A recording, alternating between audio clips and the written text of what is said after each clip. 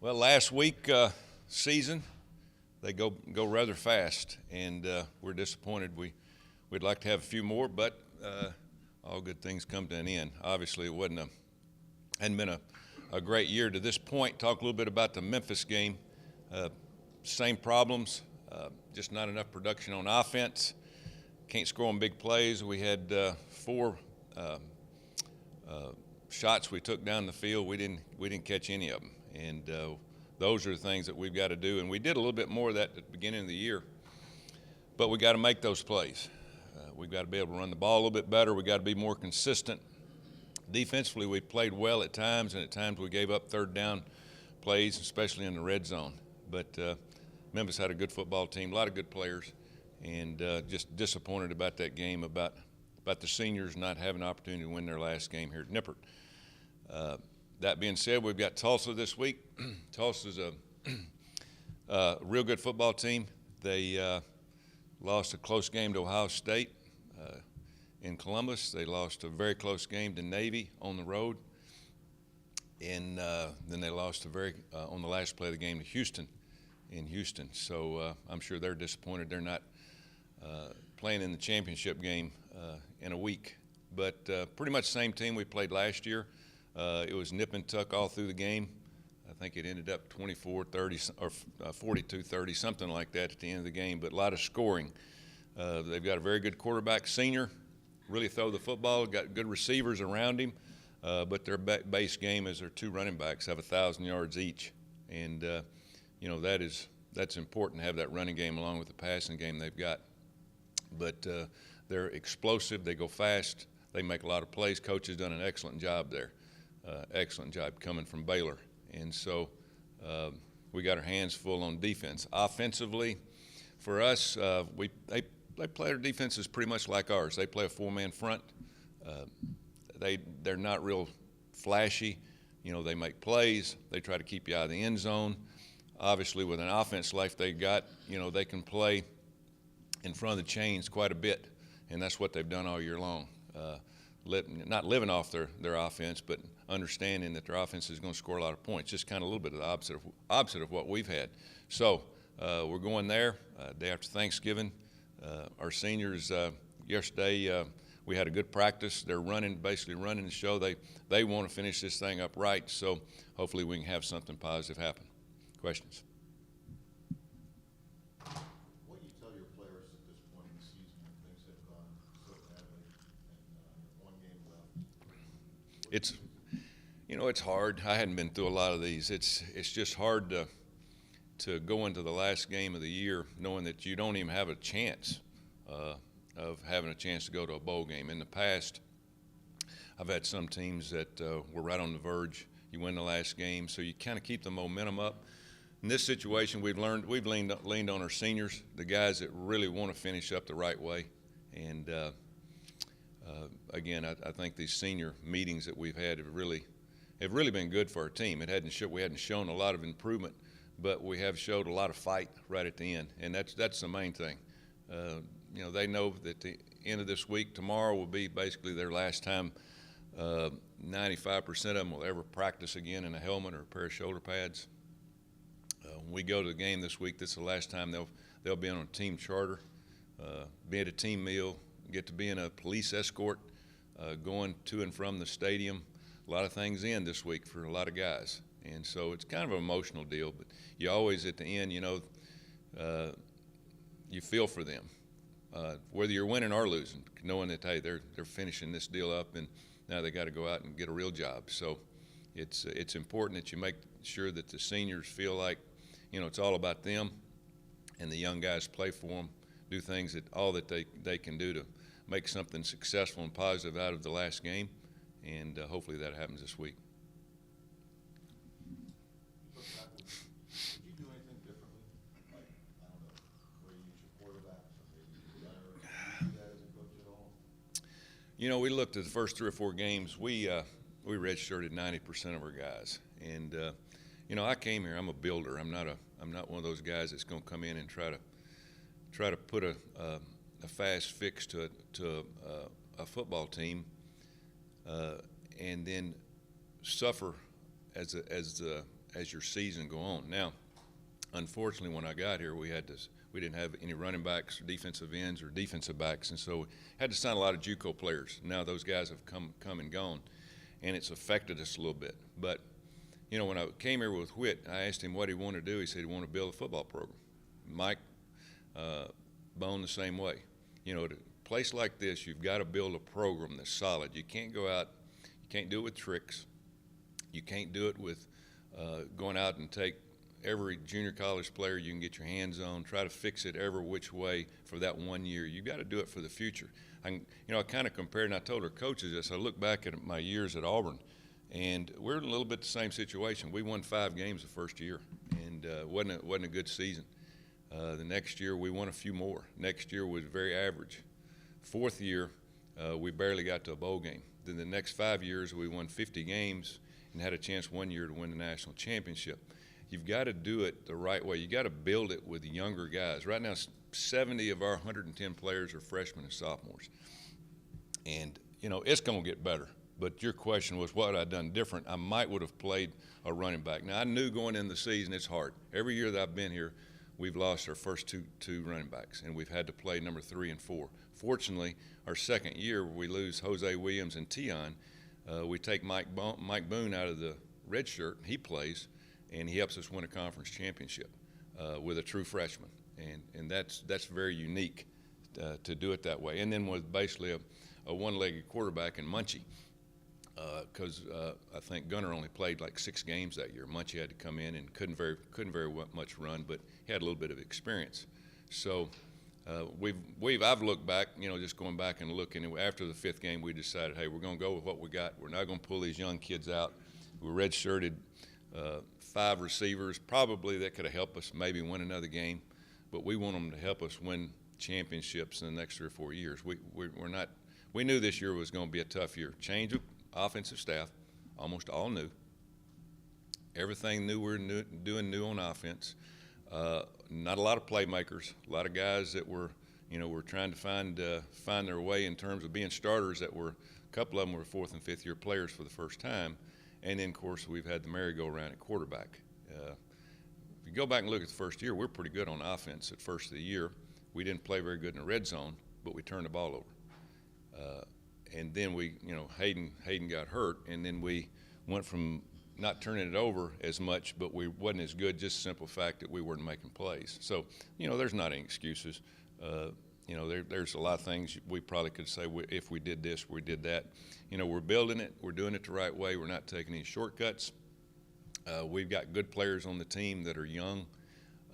Nobody cares about that. I know nobody cares what we got in the future. Everybody cares about what happens right now. I'm really shocked that we won the conference our second year with what we had to do. Really, there was no fanfare over it. I'm thinking, we win the conference and we've got like half of our team is brand new, and we should be jumping up and down, but we kind of took it in stride, and we kind of went on with it. But that's fine. I want to do this the right way, and you go back and look. Everybody says, "What, Coach? You said we're better now." We're not better because we're not winning games. You got to look at the different things. We've changed everything from our dorm rooms, from guys having a single room, to the meals that they eat, to the COA money that they put in their pocket. Our recruiting advantage has become tenfold, not just from me. Mike Bones had a lot to do with what he's put in our football program, to give us a chance to be competitive against the Power 5, because we're not going to recruit against teams that are not in the Power 5. We're not going to do that, because one of these days we hope we move to that level. So if we dip down a notch below, sure, we can go out there and get kids that we might be able to compete with in some areas, but we don't want to recruit. We don't want to compete in that area. We want to compete with the best. And so we've not taken any shortcuts. We've built everything up to help us recruit these type of players. Somebody said, "Well, you're not recruiting local players." I offered 21 scholarships last year, and I told everybody this: 21 scholarships that were going to big Power 5 schools. I'm not going to go after kids that I don't think can help us beat, next year Michigan, or the next year UCLA, all those. So we try to do it. We're trying to do it in a way of building it to try to make it better. A football program that's a solid, great football program on a level we all want to be at. So those are kind of the things that we're trying to do. Everybody's asking, you worry about your job. I never worry about my job. I mean, I don't control that. I mean, what I control is our players, and I worry about our players more than I worry about anything else. And I really worried about them this year because they really suffered because they saw a lot of things going on, heard a lot of things from the stands. And as I told them, that's towards me. I mean, that's the reason they pay me the big bucks. You go play, you have fun. This is the last chance a lot of you will ever have. Let's go do it. Let's go get it done. You will be remembered as a team that really got this thing going because you really had to bite the bullet for, some of the shortcomings that we've had to take in the last few years. So that all being said, this hadn't been fun at all. It's never fun to lose. But I think we can look back at it in a couple of years going, this thing's all working out because of the things that we're trying to build. So patience is a virtue. We've all heard that. And so we've got to have a little bit of that when it comes to building a football program. You have not had one here. You've won games. You've had good teams. I came here to stay. I didn't come here to go to the pros or get another job. I know how to build teams. I've won a lot of games. We're going to continue to win games. And so football program at University of Cincinnati is better than it's ever been, and it's going to get better. I mean, we're at the bottom right now of winning, but that's just you're looking from the outside in. We're looking from the inside out of what we're doing, recruiting, the type of players that we've been on for 3 years, recruited for 3 years, convinced to come to Cincinnati for 3 years, and recruiting it's a process of 2 or 3 years. It ain't going out and recruiting 1 year. It's recruiting 3 or 4 years and getting these kids bought into your program. And unfortunately, we had to change some coaches last year because they went other places, set us back a little bit. But I tell you, they did a great job of bringing the players in their first year, and with the ones who already had committed, and now it's really going to pay off this year with the ones that they've had a chance to work with for 2 years.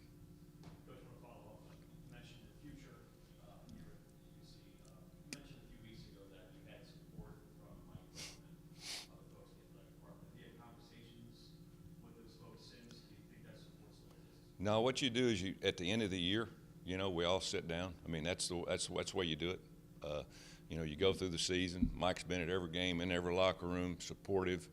He knows. He understands the situation we're in. You got to know from within. You can't look from. Of course, if you're looking from the outside in, going, man, are they in god awful shape? I mean, everybody. I mean, our fans are looking at. But most people don't understand what we're doing and what we're trying to do. He understands that. He understands what we do. What we've done with the academics, the strength room, their dorms, the COA money, going through all this Big 12 stuff, everything that we've kind of crossed paths with. We hadn't had a lot of positives, obviously, but there's going to be a lot of positives come. You got to keep working for that. You don't want to keep adding negatives. So it's going to get better. But again, we'll sit down and talk. At the end of the year, I talk with all of my coaches. We go over what they've done, what they can do better. Do I need to make a change? Mike does the same thing on my level. They look at our body of work. You never make as an athletic director. And one of these days, I want to be an athletic director when I get out of this in a few years. I'm gonna get out, and I'm gonna be. I think I'll be a good one. To be honest with you, I've been around some good ones. I've been around some that I learned a lot from on the other side. But I really think a lot about our program. I mean, I really understand what we're doing and what we want to do. And again, the patience has got to be there with everybody. I understand everybody's looking at, what we've done, and you don't think it don't hurt us. You need to come to my house. My wife hadn't talked to me either. She likes to win too. The weekly question: Who starts at quarterback this year? Hayden will start. Yeah. Pardon? That was easy. Yeah. And they're all practicing. Gunner's good. Ross is good. They want to win. Everybody's been good. When you're not as successful as you want to be in any sport, I mean, especially in football, because you got so many personalities, you got so many people involved. You got so many coaches, you got trainers, managers. I mean, it is it's hard for a head coach. That's my hard job, is to keep everybody focused. Okay, don't get outside the circle. You know, stay focused on what you're doing. Do your job. Be supportive of everybody else. And we've had that, you know, from us, from, as I said, Mike Bone, our chancellor, and congratulations to her, you know, going to Tennessee, you know, our interim chancellor. You know, everybody's been on the same page. I've gotten hundreds and hundreds of calls and letters, you know, from people who are very supportive, in which, you know, you need to hear some. I don't look at a lot of that. Sherry, my secretary, looks at a lot of that, and she'll pass on, you know, the ones she thinks I need to look at. Of course, we get some not so good, but that's whether you're winning or losing. So it all goes in stride, but it's all about, when you're a head coach, you can't worry about any of that stuff other than worry about the guys in this room and the people in your inner circle, and make sure everybody understands, you know, what we can do and what we can do to make it better. All three of your quarterbacks have struggled this year. Do you think you have a quarterback in this program who's quarterback of the future? For next year, do you have a guy? Oh, yeah. We've got one committed that's a little bit different than the one that we've got. Of course, we can't bring up names, a runner and a thrower. Everybody looks for that. You know, I'm one of those guys. And of course, I coach defense, and we've defended some good ones this year. And those guys that can run give you an awful big headache, because they can make a big one out of a bad one. Play at any time. But that being said, you've got Hayden coming back. You've got Ross coming back. Ross is probably the most athletic. Hayden probably has a little bit more, I'd say, maturity to him right now. Then we have Jake Sopko, a young man from Cleveland that's really going to be a good quarterback, can throw the football. Then we have one coming in. So we're in good shape. We're in good shape. I've really felt for Zach Taylor this year, because here's a guy that comes in and inherits not a lot of experience. He changes a little bit of the offense. We got a little bit of a quarterback controversy going on. He's had to develop all of them with their personalities. It's been tough on him, tough to organize it. And then going up against, you know, this conference is as good as any conference in the country. I'd put us up against, except for a couple of teams in each league. I mean, this league's tough.